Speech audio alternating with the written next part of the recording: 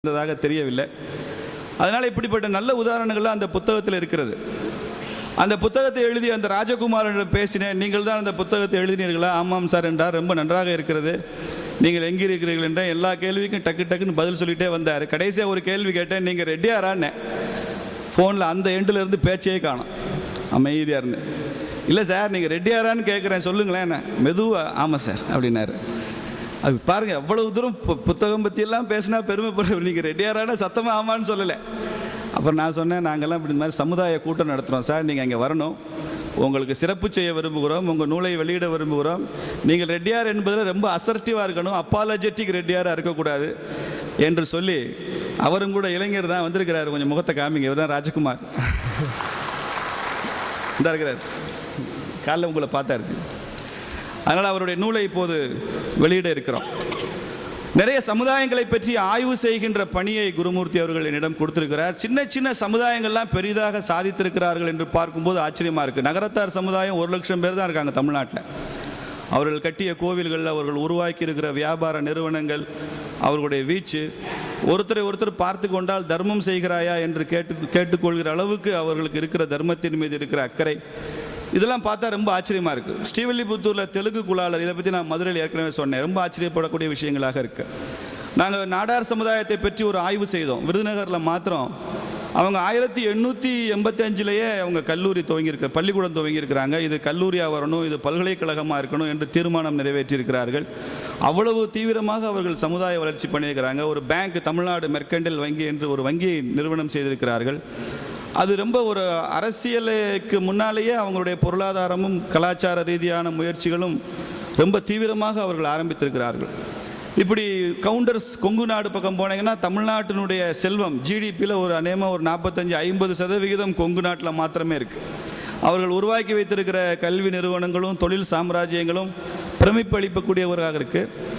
இதெல்லாம் அவங்களுக்கு அந்த கோவில், குடும்பம், பண்பாடு, இதன் மூலமாகவும் அவர்கள் வளர்ந்து கொண்டிருக்கிறார்கள் என்கின்ற ரகசியமும் அங்கே தெரிந்தது. அதனால் குருமூர்த்தி அவர்கள் எல்லா இடத்திலும் சொல்கிற கருத்து, வெறும் அரசியல் வலியுறுத்தியோ அரசாங்கத்தை சார்ந்தோ நாம் வளர வேண்டும் என்று நினைக்காமல், சமுதாயங்கள் சொந்த காலில் நின்று சொந்த முயற்சியில் நாம் அனைவரும் சேர்ந்து நாம் முன்னேறுவது எப்படி என்கின்ற ரகசியத்தை அவர்கள் சொல்லிக் கொண்டிருக்கிறார்கள்.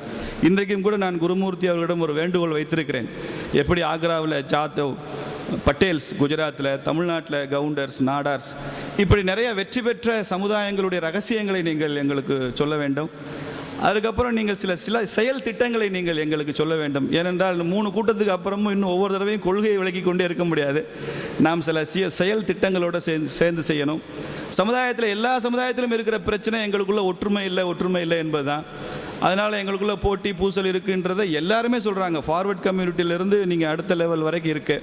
ஒரு தடவை மதுரையில் யாதவ சமுதாய கூட்டத்தில் ஒருத்தர் யாதவ சமுதாய பிரமுகர் கூறினார் குருமூர்த்தி அவர்களிடம், எங்களிடம் ஒற்றுமை இல்லை, நீங்கள் எங்களை எப்படி ஒற்றுமைப்படுத்துவீர்கள் என்று சொல்லி. அது குருமூர்த்தி பதில் சொன்னார், பிராமண சங்கத்திலையும் ஒற்றுமை இல்லை, அங்கே போய் நான் ஒற்றுமைப்படுத்த முடியாது, யாதவர்கிட்ட ஒற்றுமை இல்லை, நாங்கள் நிறைய சண்டையிட்டுக் கொள்கிறோம் என்று சொன்னார். அப்போ குருமூர்த்தி அவர்கள் சொன்னார், வேண்டுமானால் உங்களுக்கு ஒரு பெருமையை உங்களுக்கு அளிக்கிறேன், மகாபாரத காலத்திலிருந்து நீங்கள் சண்டையிடுகிறீர்கள் என்ற பெருமை உங்களுக்கு உடையது, அதனால் அந்த பெருமைக்கு நாங்கள் போட்டிக்கு வரவில்லை என்று சொன்னார். அவர்களெல்லாம் அதை கொண்டே ஏற்றுக்கொண்டார்கள். அதனால் எல்லா இடத்துலையும் பிரச்சனை இருக்கும். இப்போ இந்த ரெட்டியார் சங்க கூட்டத்தை போடுறப்போ கூட பல இடங்களில் எங்கெல்லாம் ஒற்றுமை இல்லை என்ற விவரங்களை சொன்னார்கள். இது சமுதாயத்திற்கு எப்போது தன்னம்பிக்கை குறைந்திருக்கிறதோ அப்போது இது போன்ற சிந்தனைகள் நமக்கு தலை தூக்கும். எப்போ ஆற்றில் புது வெள்ளம் வருவது போல ஒரு வெள்ளம் வருகிறதோ அப்போது இந்த மாதிரியான சிந்தனைகள் மறைந்து நமக்கு முன்னேற்றத்துக்கு தகுந்த சிந்தனைகள் வர ஆரம்பிக்கும். அதனால் இந்த சின்ன பிரச்சனைகள்லாம் ஓரம் கட்டி ஒதுக்கி வைத்துவிட்டு எப்படி நாம் முன்னேறுவது என்று பார்க்க வேண்டும். கல்வி நிறுவனங்களை, நிறைய பள்ளி கல்லூரிகளை துவங்க வேண்டும் என்கின்ற எண்ணம் நமக்கு அதிகமாக வர வேண்டும். இப்போ 7 அல்லது 8 கல்லூரிகள், 7 இன்ஜினியரிங் கல்லூரிகள் நமக்கு இருப்பதாக சொன்னார்கள். ஒரு மருத்துவக் கல்லூரி இருப்பதாக சொன்னார்கள். ஆர்ட்ஸ் அண்ட் சயின்ஸ் காலேஜ் ஒரு 8-9 இருப்பதாக சொன்னார்கள். இதை பற்றிலாம் கூட நம்மகிட்ட ஒரு டைரக்டரி கூட இல்லை. இது என்ன தொகுப்பு இல்லை. ஹோட்டல் துறையில் கொடிகட்டி பறக்கிற நிறுவனங்கள், என்னென்ன ஹோட்டலுக்குன்னே ஒரு டைரக்டரி நம்மகிட்ட இருக்கலாம், அது இல்லை. பட்டாபி ரெட்டியார் அவர்கள் அடிக்கடி சொல்வார்கள், இந்த ஹோட்டலுக்காக தேவையான மசாலா, அந்த உணவுப் பொருட்கள் தயாரித்தாலே ரெட்டியார் கம்யூனிட்டி எங்கேயோ போயிடும். மசாலா இண்டஸ்ட்ரியெல்லாம் பல கோடி, 100 கோடி 200 கோடிக்கு டேர்ன் ஓவர் ஆகி கொண்டிருக்கிறது, நமக்கிட்ட அதெல்லாம் இல்லை என்று சொல்லுவார். கேட்டரிங் காலேஜ் நடத்தலாம் என்று சொல்வார்கள். இப்படி பொருளாதாரத்தில் நாம் முன்னேற வேண்டும். இந்த பொருளாதாரத்துக்கு அடிப்படையாக குடும்பங்கள், நமது தர்மம் இருக்க வேண்டும் சொல்லுவோம். குருமூர்த்தி அவர்களை அடிக்கடி எல்லாரும் எக்கனாமிஸ்ட்னு சொல்கிறாங்க. நான் அதை ஒத்துக்கொள்ள மாட்டேன். அவர் கிருஷ்ண பிரேமி சுவாமிகள் மாதிரி பாகவதம், புராணம், இதிகாசம் தான் சொல்கிறார்.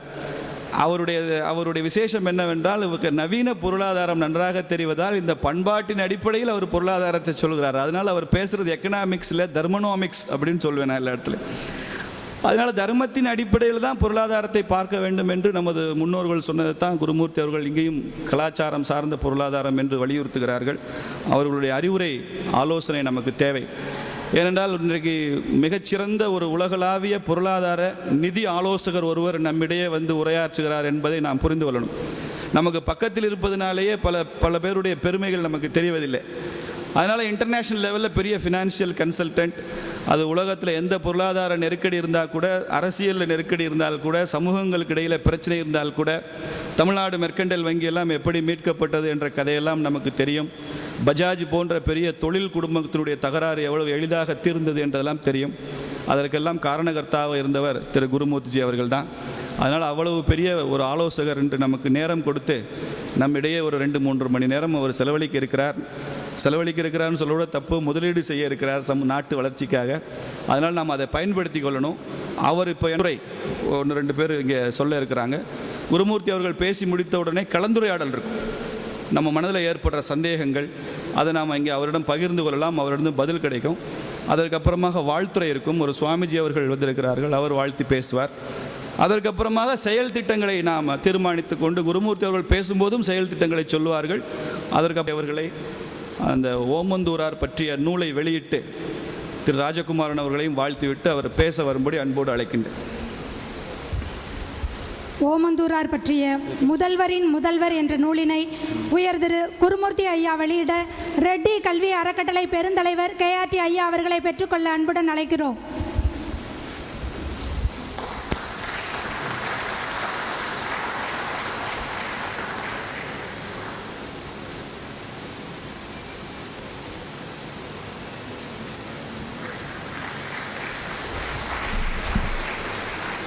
நன்றி. மதுரை மாவட்ட ரெட்டி நல சங்கத்தின் சார்பாக செயலர் பெருமாள் ரெட்டியார் அவர்களை அன்புடன் அழைக்கிறோம்.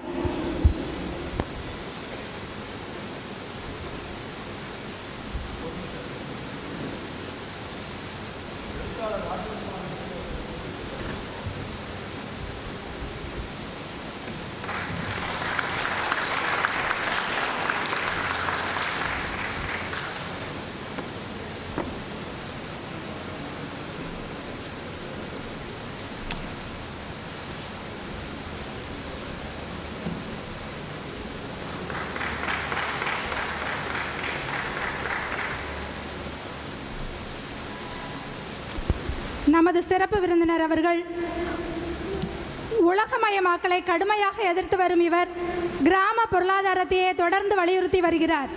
நவீன பொருளாதார கொள்கைகளை விட சுதேசி பொருளாதாரமே இந்தியாவிற்கு நன்மையை கொண்டு வரும் என்று திடமாக நம்புபவர். கடும் நெருக்கடியில் இந்திய பொருளாதாரம் சிக்கியுள்ள தற்போதைய நிலையில் இவரது சுதேசி பொருளாதார கொள்கை மிகுந்த முக்கியத்துவம் பெறுகிறது. அரசியல், பொருளாதாரம் போன்ற நிகழ்வில் இவருடைய கருத்து ஆணித்தரமாகவும் சரியானதாகவும் இருந்து வருகிறது. பத்திரிகையாளர், தணிக்கையாளர், பொருளாதார மேதை உயர் திரு குருமூர்த்தி ஐயா அவர்களை சிறப்புரையாற்ற பணிவோடு அழைக்கிறோம். மதுரை மாவட்ட ரெட்டியார் சங்க தலைவர் பட்டாபி ரெட்டியார் அவர்களே, ஆல் கேரளா ரெட்டியார்ஸ் ஃபெடரேஷன் தலைவர் சங்கர் ரெட்டி அவர்களே, காவேரி கல்லூர் தாளாளர் ரங்கராஜன் ரெட்டியார் அவர்களே, திருச்சி மாவட்ட ரெட்டியார் சங்க தலைவர் சுந்தரராஜ் ரெட்டி அவர்களே, ஹோட்டல் அசோசியேஷன் தலைவர் வெங்கடசுப்பா ரெட்டி அவர்களே, சுவாமிஜி சாந்திகுமார் அவர்களே, என்னுடைய நண்பர் ஸ்ரீனிவாசன் அவர்களே, இங்கு குழுமியிருக்கும் பெரியோர்களே, சகோதர சகோதரிகளே,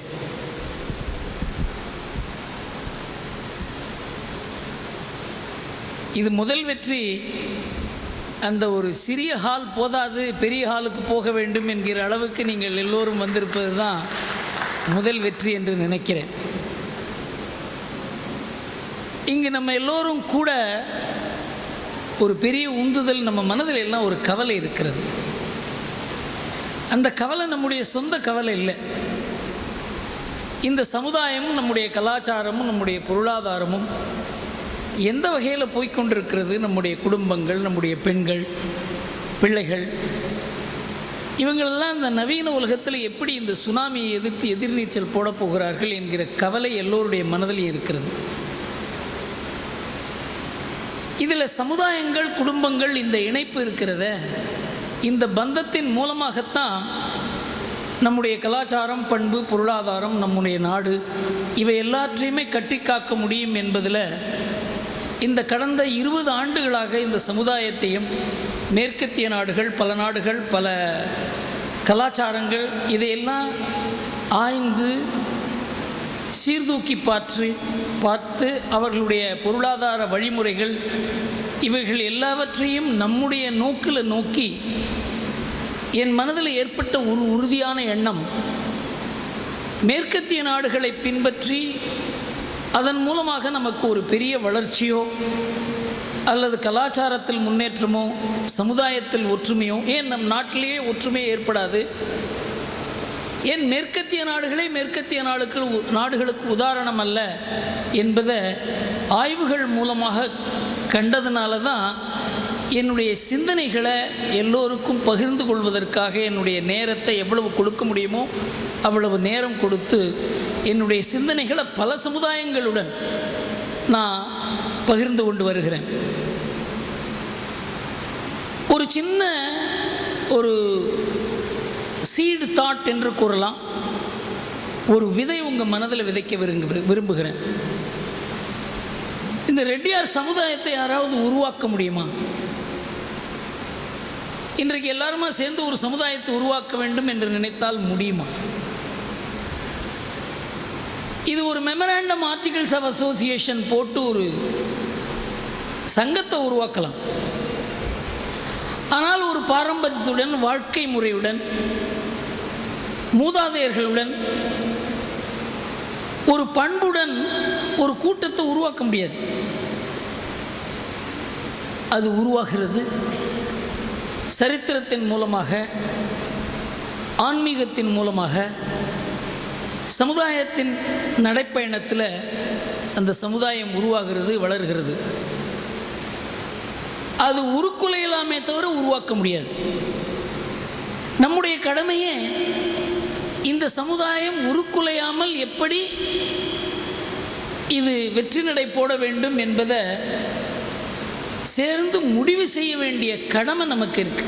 ஏனென்றால் உலகத்தில் ஏராளமான மாறுதல்கள் நடந்து கொண்டிருக்கின்றன. அந்த மாறுதல்களை தடுத்து நிறுத்துகிற சக்தி யாருக்குமே கிடையாது. ஆனால் அந்த மாறுதல்கள் மூலமாக வருகிற வக்கரமான விளைவுகளை நம்ம பாதிக்காத நாம் பாதுகாத்துக் கொள்கிற சக்தி நமக்கு இருக்கிறது. அந்த சக்தியை ஒரு தனி மனிதனால் அந்த சக்தியை உருவாக்க முடியாது.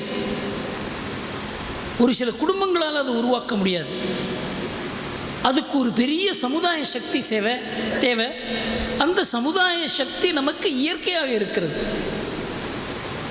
இன்றைக்கு உலகில் நவீனம் என்கிற பெயரில் இருக்கிற வக்கரம் இருக்கிறதே, அதை பற்றி நம்ம நாட்டுக்கு முழுவாக ஒரு விஷய ஞானம் கூட நமக்கு இல்லை. என்னுடைய இந்த சுதேசி விழிப்புணர்வு இயக்கத்தில் என்னோட வேலை செய்கிறவங்க ராஜலட்சுமி அம்மா இங்கே வந்திருக்காங்க. அவங்களுடைய மகள் ஒரு டாக்டர். அவங்களுக்கு 2 சின்ன குழந்தை. அந்த குழந்தைகள் படிக்கிற பள்ளிக்கூடத்தில் அந்த குழந்தைகளுடைய தாய்மார்களுடைய கூட்டம் அதை அந்த பள்ளிக்கூடத்தில் அமைத்து அதில் பாலியல் செக்ஸை பற்றி செக்ஸ் எஜுகேஷன் பற்றி பேசுவதற்காக அதில் கைதேர்ந்தவர் என்கிற ஒரு பெண்மணி அழைத்து வந்து பேச சொல்லியிருக்காங்க. அந்த பெண்மணி பேசியிருக்கா. நீங்கள் நான் சொல்வது உங்களுக்கு அதிர்ச்சி கொடுக்கலாம். உங்களுடைய பெண்கள் எல்லாம் ப்ரீ மேரிட்டல் செக்ஸ் என்பது அவர்களுக்கு ரொம்ப சுலபமாக இருக்கும். அதை நீங்கள் தடுக்க முடியாது. அதை ஒத்துக்கொள்கிற மனோபாவத்தை நீங்கள் உருவாக்கி கொள்ளவில்லை என்றால் உங்களுக்கு பெரிய அளவுக்கு உங்களுடைய வாழ்க்கையில் ஒரு அதிர்ச்சி ஏற்பட்டு அதன் மூலமாக உங்களுக்கு டிப்ரெஷன் இது போல் வர முடியும். உங்களுடைய மனதை தேத்திக் கொள்ளுங்கள் என்று நூற்றுக்கணக்கான தாய்மார்களுக்கு செக்ஸ் எஜுகேஷன் இப்படி கொடுக்கிறார்கள். இது ஏனென்றால் மேற்கத்திய நாடுகளில் இது நடக்கிறது. அமெரிக்காவில் 41% பிறக்கிற குழந்தைகள் எல்லாம் திருமணமாகாத பெண்களுக்கு பிறக்கிறது. 20% குழந்தைகள் பள்ளிக்கூடம் போகும் மாணவிகளுக்கு பிறக்கிறது என்றால் அந்த நாட்டினுடைய சமுதாய நிலை என்ன, குடும்ப நிலை என்ன, ஆண் பெண் உறவு என்ன, அதெல்லாம் முன்னேற்றம். அதுபோல நம் நாட்டில் வர வேண்டும் என்று நினைக்கிற சிந்தனையாளர்கள், அறிவுஜீவிகள், பத்திரிகையாளர்கள், ஏன் நீதிமன்றங்கள் கூட இருக்கின்றது. இதையெல்லாம் தடுத்து நிறுத்துவது என்பது ஒரு பக்கம். ஆனால் இதிலிருந்து நம்ம எப்படி பாதுகாத்துக் கொள்வது என்பதை பற்றி தான் நாம் சிந்தனை பண்ணணும். அதனால் இந்த சமூகத்தினுடைய சக்தி இல்லாமல் எந்த குடும்பமும் இது போன்ற விளைவுகளிலிருந்து தப்ப முடியாது. இது போன்ற விளைவுகளிலிருந்து தப்ப வேண்டும் என்றால் இந்த சமுதாயத்தினுடைய ஒத்துழைப்பு வேண்டும். இந்த சமுதாய சக்தியை நாம் உருவாக்க வேண்டும். சமுதாயத்துக்கு ஒரு சக்தி இருக்கிறது. அந்த சக்தி இயற்கையாக இருக்கிற சக்தி. இந்த நவீன காலகட்டத்தில் கொஞ்சம் அந்த சக்தி குறைந்திருக்கிறது. அந்த சக்தியை மறுபடியும் பெறுவதற்காகவும் எப்படி நம்முடைய சமுதாயத்தினுடைய உயர்வு இந்த நாட்டினுடைய உயர்வாகவே மாறும். எந்த சமுதாயம் வளரும் பொழுதும் அந்த நாடே வளருகிறது, அதுதான் உண்மை. ஆனால் ஒரு சமுதாயம் இன்னொரு சமுதாயத்தின் மேல்தான் உயரும் என்கிற வக்கரமான எண்ணங்கள் எல்லாம் இப்போ பரப்பப்பட்டிருக்கின்றன. ஒரு சமுதாயம் வளருவது பொருளாதார ரீதியாக மாத்திரம் வளர முடியாது. அதில் ஆன்மீகம் இருக்க வேண்டும், கலாச்சாரம் இருக்க வேண்டும், குடும்ப பாங்கு இருக்க வேண்டும், சிக்கனம் இருக்க வேண்டும், பொறுப்பு இருக்க வேண்டும், ஊதாரித்தனம் இருக்கக்கூடாது. இவ்வளவும் சேர்ந்தாதான் ஒரு சமுதாயத்தினுடைய வளர்ச்சி, அதனுடைய மேன்மை, அதனுடைய உயர்வு என்று காண முடியுமே தவிர பொருளாதாரத்தில் மாத்திரம் ஒரு சமுதாயம் உயர்ந்து அதுக்கு பொறுப்பற்ற சமுதாயமாக இருந்தாலோ, கலாச்சாரம் இழந்த சமுதாயமாக இருந்தாலோ, அல்லது பெண்களுடைய குணங்கள் வக்கரமான சமுதாயமாக இருந்தாலோ அந்த சமுதாயத்தினுடைய உயர்வு அந்த சமுதாயத்தை அழித்துவிடும். இந்த உயர்வு என்பது எல்லாவற்றையும் ஒருங்கிணைத்த உயர்வாக இருக்க வேண்டும். அதை பற்றி நாம் சிந்தனை பண்ணணும். அதுக்கு என்ன செய்ய போகிறோம், அந்த மாதிரி எந்தெந்த சமுதாயங்கள் இருந்திருக்கிறார்கள், நமக்கு முன்னோடியான சமுதாயங்கள் இருக்கின்றனவா. இப்பொழுது சமுதாயங்கள் இணைகிறது என்று ஒரு பேச்சு எழுந்தாலே இது அரசியல் என்று நினைக்கிறார்கள். காரணம் என்னவென்றால் சமுதாயங்கள் மூலமாக அரசியல் நடக்கிறது, அரசியல் மூலமாக சமுதாயங்கள் ஊடுருவப்படுகின்றன. இது இரண்டு சமுதாயத்துக்கு நல்லதில்லை, அரசியலுக்கு நல்லதில்லை. ஏதாவது ஒரு ரெட்டியார் எலெக்ஷன் நிற்கிறாருன்னு வச்சுப்போம், அவர் ரெட்டியார் இல்லை, அவர் எலெக்ஷன் நிற்கிறார், அவ்வளோதான். நீங்கள் ரெட்டியார் என்று எல்லோரும் அவருக்கு ஓட்டு போட முயற்சி செய்தால் கவுண்டர்கள் எல்லாம் அவருக்கு எதிராக ஓட்டு போடுவாங்க. இதனால் சமுதாயங்கள் பிரியும். அது தவிர ஒரு ரெட்டியார் நிறுத்தினா இன்னொரு ரெட்டியார் அவருக்கு எதிராக நிறுத்தினா அந்த ரெட்டியார் சமுதாயம் பிளவுபட்டுவிடும். அதனால் அரசியல் கலக்காத ஒரு சமுதாய பணியை நாம் செய்ய வேண்டும். அரசியல் யாராவது இருந்தால் தப்பு கிடையாது, அவங்க இங்கே வரலாம். ஆனால் இன்றைக்கு சமுதாயத்தினுடைய கூட்டம் என்றாலே அதற்கு ஒரு அரசியல் நோக்கம் இருக்கிறது என்கிற அளவுக்கு சமுதாயமும் அரசியலும் கலந்து விட்டிருக்கிற இந்த காலகட்டத்தில் நாம் நம்முடைய பொருளாதார முன்னேற்றம், சமூக ரீதியான முன்னேற்றம், ஆன்மீக ரீதியான முன்னேற்றம், கலாச்சார முன்னேற்றம், குடும்ப பாங்கு, நம்முடைய வாழ்க்கை முறை, இதை பற்றியெல்லாம் சிந்திக்கிற ஒரு சமூகமாக நாம் மாற வேண்டும். இது எந்த அளவுக்கு அவசியம் என்றால் இன்றைக்கு நம்முடைய பிள்ளைகளோ பெண்களோ வெளியில் போகும் பொழுது அவர்களுக்கு ஏராளமான தாக்கம் இருக்கிறது. நவீனம், இந்த நவீனத்தினுடைய தாக்கத்தை தாங்குகிற சக்தி அவர்களுக்கு எப்போ வரும் என்றால் நாம் அந்த உணர்வுகளை ஊட்டும் பொழுது தான் அவர்களுக்கு அந்த சக்தி வரும். அந்த உணர்வுகளை நாம் ஊட்ட வேண்டும் என்றால் நமக்கு ஒரு கூட்டு சக்தி அவசியம். அதுதான் அந்த சமுதாய சக்தி. அதனால் இந்த சமுதாயத்துக்குள்ள ஒரு பெரிய ஒரு உணர்வுபூர்வமான ஒரு ஒற்றுமையை ஏற்படுத்துவது என்றால் அவர்களுடைய நலனுக்காகவே தவிர மற்ற யாரையும் எதிர்த்து அல்ல. இப்பொழுது ஒரு சமுதாயத்தை இணைப்பது என்றாலே இன்னொரு சமுதாயத்துக்கு எதிர்ப்பாக என்று ஒரு பெரிய கருத்து பரவி வருகிறது. நாம் அது மாதிரி கிடையாது. இந்த சமுதாயத்துக்கு ஒரு பாரம்பரியம் இருக்கிறது, இதற்கு தன் சொந்த காலில் நிற்கிற ஒரு திறமை இருக்கிறது, ஏராளமாக தொழில் செய்பவர்கள் இருக்கிறார்கள், படித்தவர்கள் இருக்கிறார்கள். இந்த ஒரு பெரிய கல்லூரிகளை நீங்கள் நடத்துகிறீங்களே, இதுவே ஒரு பிரம்மாண்டமான சேவை. எனக்கு முதல்ல இந்த கல்லூரிக்கு வரும்போது இது ரெட்டியார்கள் சமுதாயம் நடத்துகிற கல்லூரி என்று தெரியாது எனக்கு. அதனால தான் இந்த இந்து ஆன்மீக சேவை கண்காட்சியை பற்றி இங்கே கூறினார்களே, சமுதாயங்கள் எந்த அளவுக்கு பெரிய பெரிய சேவைகள் செய்கிறார்கள் என்பதை மற்ற சமுதாயங்களுக்கு உணர்த்துவது மாத்திரமல்லாமல் பத்திரிகைகள் மற்றும் அரசாங்கம் இவர்களுக்கு எல்லாருக்கும் உணர்த்த வேண்டும் என்பதற்காகத்தான் இந்த இந்து ஆன்மீக சேவை கண்காட்சியை கடந்த 5 ஆண்டுகளாக நடத்தி வருகிறோம். அதில் சமுதாயங்களுக்காக ஒரு இடமளிக்கப்பட்டிருக்கிறது. அந்தந்த சமுதாயத்தினுடைய பாரம்பரியம், அவங்க என்னென்ன சேவை செய்து வருகிறார்கள், எத்தனை பள்ளிக்கூடம் நடத்துகிறாங்க, அநாதாசிரமம் நடத்துகிறாங்க, சத்திரம் நடத்துகிறாங்க, இதெல்லாம் பற்றி விவரங்கள் கொடுக்கும் பொழுது ரெட்டியார் சமுதாயம் இந்த மாதிரி காரியங்கள் செய்கிறார்களா என்று பல லட்சக்கணக்கான பேருக்கு தெரியுமே. நாடார்கள் இத்தனை பள்ளிக்கூடங்கள் நடத்துகிறார்கள், கல்லூரி நடத்துகிறார்கள் என்பது தெரிகிறதே.